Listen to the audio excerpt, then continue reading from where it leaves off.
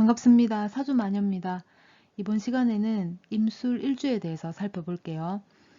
임술일주에 대해서 간단히 특성을 살펴보고 내가 임술일주다. 그러면 내가 어떤 성향의 사람인지 또는 어떤 유형의 사람인지 한번 살펴보도록 하겠습니다. 내가 임술일주가 아니다 하더라도 내 주변에 내 가까운 사람이 임술일주인 경우도 상당히 많겠죠. 임수. 임수는 말 그대로 물입니다. 물. 물이라고 하는 거는 끌어당기는 힘이 있어요. 그러니까 흡수력이 있다. 물방울이 이렇게 이제 있는 걸 보면은 얘네들이 잘 모입니다. 이렇게 하나의 물방울로 이제 또 뭉쳐지기를 굉장히 잘하죠. 그리고 이 물, 이 수는 정보력을 의미를 해요. 끌어당기는 힘이 있고 흡수력이 있다 보니까 경험이 됐던 아니면 배움이 됐던 잘 담아둡니다. 이 임수가. 그래서 정보력이 많다. 다양한 정보를 가지고 있기 때문에 총명하고 똑똑합니다. 박학다식하죠. 제 주변에 임수를 가지신 분들이 몇몇 계신데 내 분야가 아니어도 다른 분야에서 이제 화두거리로 나온 이야기에 빠지지 않고 같이 이제 대화를 할 수 있는 그런 입장이 되더라고요. 그래서 정보가 많으니까 모든 부분에 있어서 그 정보력을 다 이렇게 쓰는 겁니다. 물이라고 하는 거는 형태라든가 모양이 없어요. 이제 말하자면 자기 멋대로다. 자기 멋대로 하려고 하는 어떤 욕망이 굉장히 강합니다. 이제 형태라든가 모양이 없기 때문에 어떤 상황이 됐던 또는 어떤 관계가 됐던 수용한다. 친화력이 좋다. 이 말은 물은 이 물잔에 두게 되면 이 동그란 컵 안에 든 물이 되고요. 또는 병 안에 담아 두게 되면 이 병 안에 든 물이 되는 거예요. 어떤 모양이 됐던, 그러니까 어떤 상황이 됐던 내가 거기에 맞춘다는 겁니다. 그래서 외부에서 봤을 적에는 이 사람이 굉장히 수용력도 높고 친화력도 좋다, 높다 이렇게 이제 보는 거죠. 임수는 수기죠. 밤입니다. 어둠이에요. 구름이고 눈이고 얼음입니다. 이 임수, 이 수는 시작을 의미를 해요. 그러니까 이제 만물을 아우르는 어떤 진화의 근본으로 보죠. 생명의 근원이다. 수라고 하는 거는 이제 물인데 우리가 잉태를 할 적에 이 수, 이 물로부터 이제 시작을 하죠. 그리고 정보력이 이제 상당히 이제 많고 다양하기 때문에 아무도 생각지 못한 어떤 창안력을 가지고 있어요. 어떤 상황이 닥쳤을 때 아무도 거기를 어떻게 해소를 하고 어떻게 해결해야 될지 이렇게 난감해하는 와중에 이 임수분들은 새로운 방법을 고안해낸다든가 그런 어떤 창안력이 있다. 그래서 아이디어 창고다 이렇게 보시면 됩니다. 이 임수가. 물이라고 하는 것은 깊고 또 넓어서 우리가 이제 받아들이기를 생각이 깊다, 마음이 넓다 이렇게 보시면 돼요. 생각이 깊고 마음이 넓으니까 아무래도 이제 이해심이 좋겠죠. 내사주에 수 기운이 이제 강하다, 왕하다 그러면 수심이 깊어서 속을 알 수 없는 사람으로 오해를 받을 수도 있습니다. 물의 깊이를 우리가 알 수가 없죠. 들어가 보지 않은 이상. 그리고 쉽사리 들어가기가 좀 두렵죠. 그래서 저 사람은 도대체 무슨 생각을 하고 있는지 모르겠다. 저는 속이 도대체 뭐고 뭐 이러면서 이제 좀 오해를 사기도 합니다. 수기운이 왕하다 그러면 이제 술을 좋아하시는 분들도 덜어 있어요. 뭐 밥을 먹을 때 반주로 꼭 한 술 하셔야 되는 분들도 있고 또 수술을 할 적에 마취가 잘 안 되는 분도 계십니다. 그리고 이 수라는 거는 미세한 소리도 감지하는 능력이 있어요. 이제 청력이죠. 청력이 좋다, 민감하다 이렇게 보시면 됩니다. 뭐 예민하거나 뭐 까탈스럽거나 이거하고는 거리가 멀어요. 민감하다 이렇게 보시면 됩니다. 흡수력이 있고 친화력이 있기 때문에 인내심이 상당히 크죠. 이 사람들이. 술토를 한번 볼게요. 술토는 지장간에 신금이 있고 정화가 있고 무토가 있습니다. 이 무토가 본기죠. 그래서 이 술토는 양기가 된다. 왕한토입니다. 아주 왕성한 토예요. 그래서 제방이라는 큰 흙으로 보시면 될 것 같아요.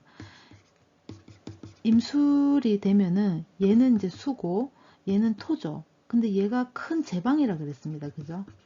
그러면 수의 어떤 자유로움, 흘러 넘치고 싶어 하는 어떤 자기 멋대로의 어떤 그런 성정을 이 술토, 이 토가 제방 역할로 꽁꽁 싸주죠. 막아준다. 이렇게 보시면 돼요. 그리고 지장간에 이 정화가, 이 정화, 화죠. 화로 인해서 이 토는 마른 흙이다. 조토다. 이제 뜨거운 토다. 이렇게 보시면 돼요. 동물로는 개죠. 강아지. 강아지는 이제 주인에 대한 충성심이 상당히 높습니다. 그리고 이제 가족에 대한 보호 본능 역시 이제 상당히 높죠. 이 술토가. 임술일주는 이제 평관을 깔게 되는 거예요. 그리고 12운성으로 보면 이제 관대지입니다. 지장간에 신금이 있고 정화가 있고 무토가 있죠. 무토가 아까 본기, 이제 양토로 본다 그랬습니다. 이 신금을 결과 또는 정보로 보죠.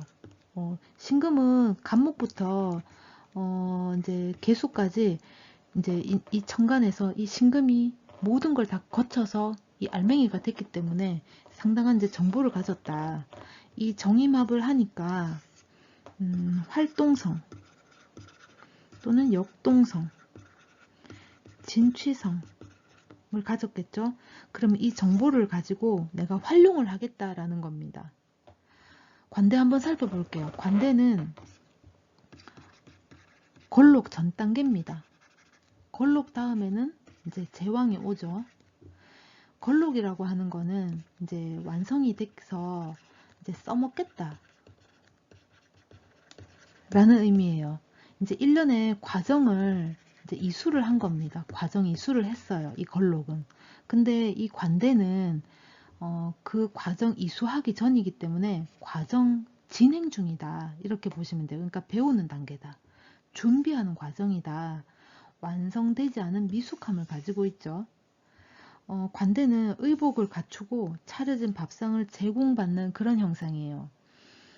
내가 그 일을 해보지 않아도, 내가 해내지 않았어도 주변에서 네가 해라 혹은 네가 한번 해볼래? 라고 이제 밀어붙이죠.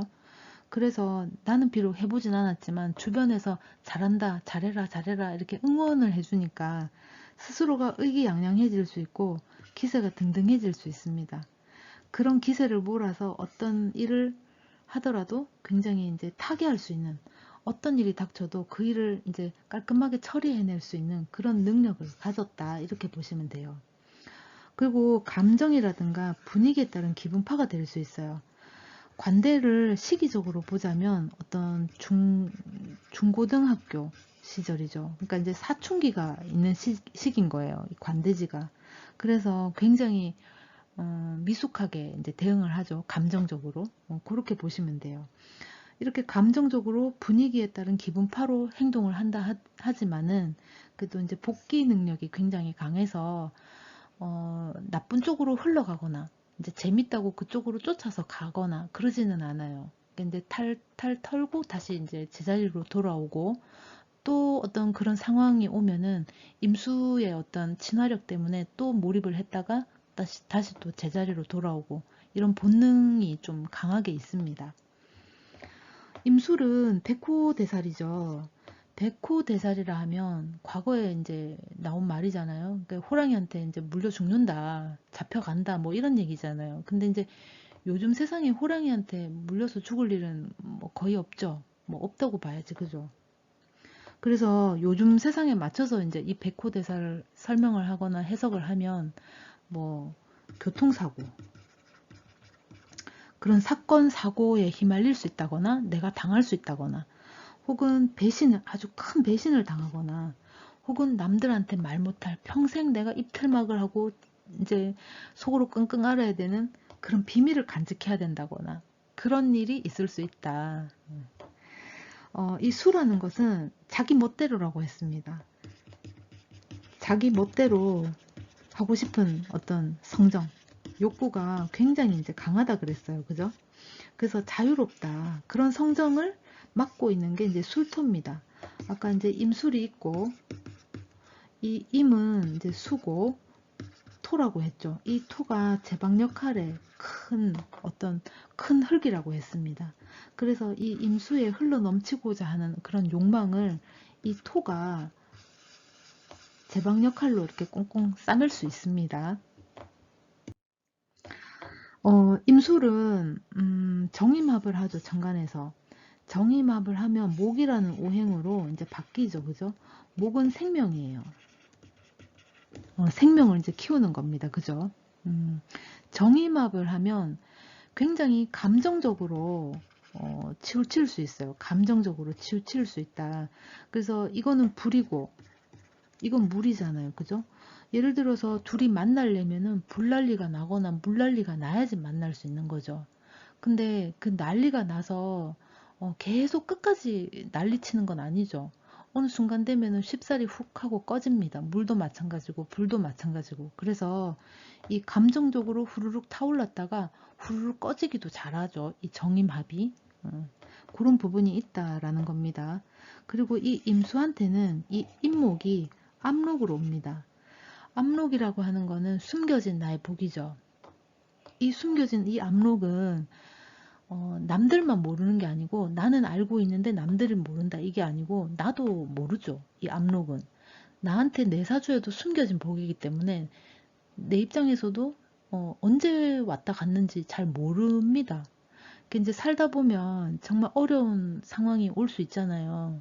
그때 그 시점에 압록을 맞닥뜨리게 되면 조금 그 어려운 상황이 조금 완화된다거나 좀 해결이 된다거나 이런 일도 있을 수 있어요. 그리고 임술은 뭐 이제 사주를 보면은 이런 형태가 되겠죠. 그러면 월지라든가 또는 시지에 둘 중에 한 군데에 이 자수가 오게 되면 임술은 현록이라는 끼어드는 복을 또 받을 수가 있어요. 그것도 내 사주 한번 살펴보시면 좋겠어요. 그리고 충으로 천간의 충으로 보자면 병임충이 있는데 이 충이라는 단어 자체가 굉장히 이제 부정적이니까 안 좋은가 보다, 뭐 큰일 나나 보다 이렇게 이제 볼 수 있어요. 근데 충이 꼭 나쁜 것만은 아닙니다. 그죠? 이 병화하고 임수는 이제 태양이고 이제 물이죠. 그 나쁘게 보면 정말 충작용으로 보면 이 태양은 물을 말라서 없어지게 할 수도 있어요. 그리고 또 좋게 또 해석을 하려면 호수라든가 또는 바다에 햇볕 태양이 이렇게 막 비추는 거예요. 그러면은 반짝반짝 빛나죠.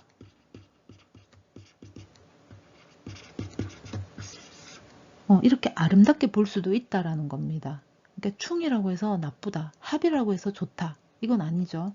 아까 정임합도 합이라는 단어 자체가 이제 좋게는 들리지만은 감정이 후루룩 타올랐다가 금세 꺼지니까 빨리 애정적인 부분에 있어서도 빨리 이렇게 사그라든다 이렇게 보실 수 있어요.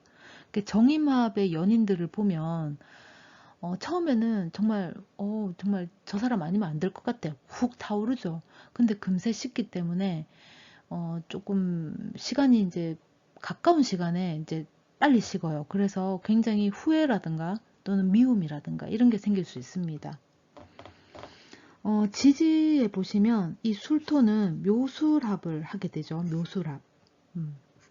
묘술합이 있습니다. 그리고 이 묘가 천을 귀인이죠.